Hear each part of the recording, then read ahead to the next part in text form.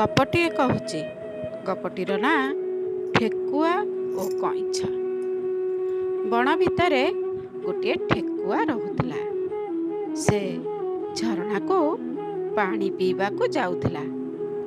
ସେଇ ଝରଣାରେ ଗୋଟିଏ କଇଁଛ ରହୁଥିଲା।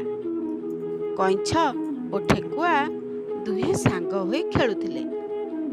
ଠେକୁଆ ଖୁବ୍ ଜୋରରେ ଦୌଡ଼ି ପାରୁଥିଲା। କଇଁଛ ଧୀରେ ଧୀରେ ଚାଲୁଥିଲା।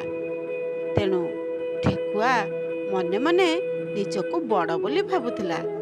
ଦିନେ ଠେକୁଆ କହିଲା, ସଙ୍ଗାତ, ଆଜି ଦୌଡ଼ା ଦୌଡ଼ି ଖେଳ ଖେଳିବା।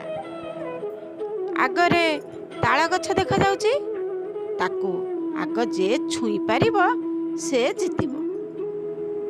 ଠେକୁଆ କଥାରେ କଇଁଛ ରାଜି ହେଲା। ଦୁହିଁଙ୍କ ମଧ୍ୟରେ ଦୌଡ଼ ଆରମ୍ଭ ହେଲା। ଠେକୁଆ ଖୁବ୍ ଜୋରରେ କିଛି ଦୂର ଦୌଡ଼ିଗଲା। ତାପରେ ପଛକୁ ଚାହିଁ ଦେଖିଲା, କଇଁଛ ବହୁତ ପଛରେ ପଡ଼ିଛି। ସେ ମନେ ମନେ ଭାବିଲା, କଇଁଛ ତ ଖୁବ୍ ଧୀରେ ଧୀରେ ଚାଲୁଛି।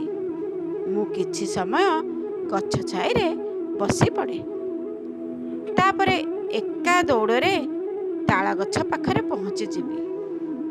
ଏଇ କଥା ଭାବି ଠେକୁଆ ଗଛ ଛାଇରେ ବସି ପଡ଼ିଲା। ଥଣ୍ଡା ପବନ ବହୁଥିଲା। ଠେକୁଆକୁ ଟିକେ ନିଦ ଲାଗିଲା। ସେ ଶୋଉ ଶୋଉ ଶୋଇ ପଡ଼ିଲା। କଇଁଛ ଧୀରେ ଧୀରେ ଚାଲିଥାଏ। ସେ କେଉଁଠି ହେଲେ ଠେକୁଆ ପରି ଅଟକିଲା ନାହିଁ। କେତେବେଳ ପରେ ଠେକୁଆର ନିଦ ଭାଙ୍ଗିଲା। ସେ ପଛକୁ ଚାହିଁ ଦେଖିଲା, କଇଁଛ ନାହିଁ। ଠେକୁଆ ଧଡ଼ପଡ଼ ହୋଇ ଉଠି ଆଗକୁ ଧାଇଁଲା, ହେଲେ ପାରିଲା ନାହିଁ। ସେତିକି ବେଳକୁ କଇଁଛ ତାଳ ଗଛ ପାଖରେ ପହଞ୍ଚି ସାରିଥିଲା। ଖେଳରେ ଠେକୁଆ ହାରିଲା ଆଉ କଇଁଛ ଜିତିଗଲା।